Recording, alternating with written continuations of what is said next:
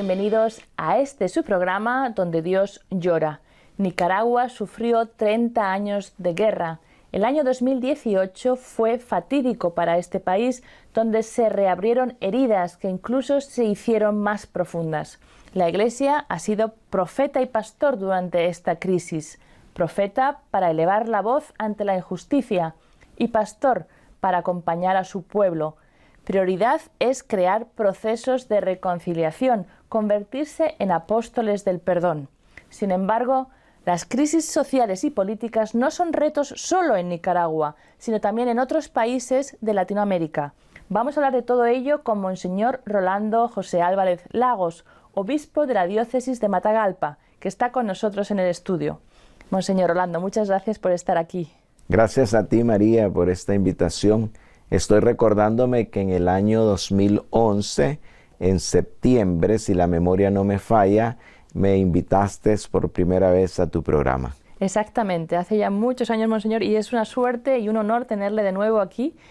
Estaba pensando yo justo cuando me estaba preparando la entrevista, ¿quién nos hubiera dicho en aquella época que usted iba a pasar luego estos años de tanto dolor últimamente, verdad? Pienso que es un llamado de Dios a vivir el dolor como un camino de resurrección. El sufrimiento nos hace madurar como persona, como cristianos y como iglesia. Y en Nicaragua, seguramente como pueblo.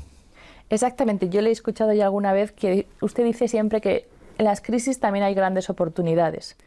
Así que quería que nos explicara un poquito cuál es la oportunidad que usted también ve para crecer del pueblo de Nicaragua con estas crisis que está pasando en los últimos años. Estoy convencido que estamos viviendo un momento crucial para poder sentar las bases y los fundamentos de un futuro y un porvenir que sea realmente prometedor para las nuevas generaciones.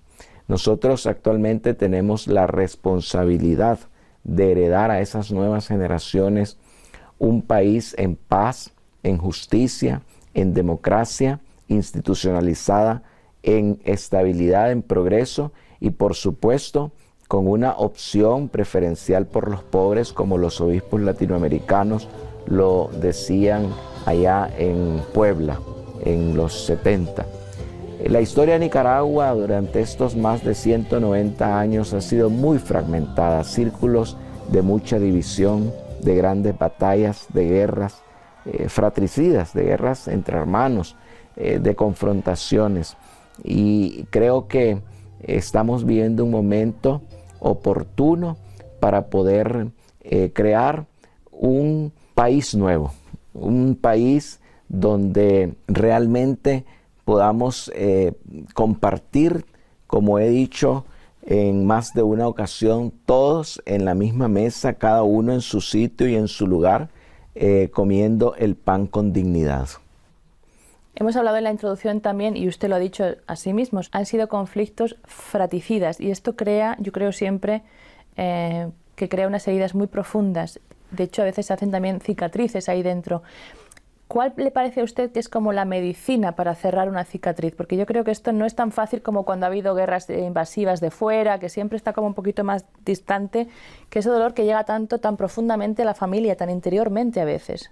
El proceso del perdón es lento y laborioso. Es claramente un don de Dios y yo creo que los nicaragüenses contamos con ese don, pero igual tiene que ser una conquista de nosotros. En primer lugar, con profunda humildad, reconociendo cada uno sus propios errores y comenzando por uno mismo. En este proceso de perdón y de sanación de heridas, no debemos de esperar que sean los otros los que pidan perdón por las fallas y los errores cometidos. Se tiene que empezar por casa, cada uno, cada sector social, político, económico, religioso. Tenemos que dar el paso, el primer paso de pedir perdón por los errores cometidos y por supuesto perdonar a aquellos que nos han dañado. Yo pienso que cuando el hombre, el ser humano, busca en su interior esta capacidad, este potencial de alzarse, levantarse de las cenizas, lo logra. Y la oportunidad que yo veo para Nicaragua y el optimismo o las esperanzas con ojos abiertos que yo veo en Nicaragua está precisamente en el potencial que tenemos los nicaragüenses para levantarnos y poder construir, no solo aspirar, construir un futuro mejor. Estábamos hablando que estas crisis sociales y políticas no se dan solo en Nicaragua. Tenemos el ejemplo de Venezuela, por ejemplo, Nicaragua es un país frágil, pero Venezuela todavía está sufriendo unas crisis enormes también políticos-sociales. Tenemos el caso, por ejemplo, del narcotráfico en México, que es también arrasador. Son grandes retos para la Iglesia en muy diferentes contextos. ¿Piensa usted que la Iglesia está de nuevo en la encrucijada en Latinoamérica o ha estado siempre, dijéramos, en una encrucijada en todos estos países latinoamericanos, en los diferentes casos sociales, políticos, a veces económicos? En primer lugar, quisiera decir que pienso que en América Latina en general, guardando las excepciones que siempre existen, se perdió el norte propiamente de la ideología. Me refiero a un sistema de ideas con mística. Y se entró en una etapa histórica donde reinó la corrupción, el asalto y la ambición de poder, también lamentablemente el narcotráfico, y todo esto se fue confabulando para que en el continente latinoamericano esté viviéndose este tipo de situaciones de confrontación en muchos países de nuestra América Latina. Y en ese sentido la Iglesia siempre ha estado en una encrucijada, solamente que creo que en este momento estamos viviendo un kairos, un momento particular y especial de gracia, porque insisto que en las crisis nosotros podemos encontrar oportunidades para resucitar, de tal manera que pienso que en la Iglesia en América Latina tiene diversos retos. Y uno de ellos es crear o incentivar la conciencia de la corresponsabilidad en todos los ciudadanos. Los ciudadanos tenemos una corresponsabilidad, tenemos que responder de nuestras acciones, de nuestro pasado y de nuestro futuro. Es lo que algunos llaman crear ciudadanía, que la persona se sienta con la potestad de poder transformar su historia, de dejar que sean solo algunos pocos los que decidan por las grandes mayorías, y que seamos las grandes mayorías, que seamos el pueblo todo, sin exclusividades ni exclusiones, los que realmente decidamos los destinos de nuestras naciones. Y monseñor, ¿por qué piensa, y aquí voy a ser un poquito la abogada del diablo, cuando me está hablando usted pienso, con toda la razón está hablando usted, pero a mí me parece desde fuera a veces que justo eso se está dejando a ciertos partidos políticos de un carácter más, dijéramos, comunista, ¿no? O sea, lo que está diciendo el pueblo tiene que levantarse, el pueblo tiene que actuar. ¿Por qué la Iglesia a veces, o quizá dijéramos, los valores que más defendemos los cristianos, dejamos ese campo un poco siempre vacío para otros? No sé si me entiende lo que estoy diciendo. Exactamente, en primer lugar porque nos hemos dejado robar los conceptos y el lenguaje. Nos hemos dejado robar eso. ¿Por qué cuando hablamos ahora de que tienen que ser las grandes mayorías, nosotros, el pueblo, los que tenemos que tomar las decisiones del futuro de nuestras naciones y no dejarle solo a esos pequeños grupos de poder esas decisiones que además son grupos que se han atrevido hasta decidir por nosotros? Se piensa en algunos sectores que se está hablando izquierdosamente. Sí. ¿Por qué? ¿Por qué? Si ese es además un lenguaje que si lo buscamos lo encontraremos en la raíz del Evangelio, porque la redención no ha sido solo para un sector, la redención no ha sido solo para un grupo, la redención ha sido para toda la humanidad, e incluso vayámonos al Génesis, la creación fue dada a todos, para ser administrada por todos, no por un pequeño grupo, no por élites. De hecho, pienso y lo he dicho en diversas ocasiones que ya pasó el tiempo de liderazgos que tuvieron su tiempo.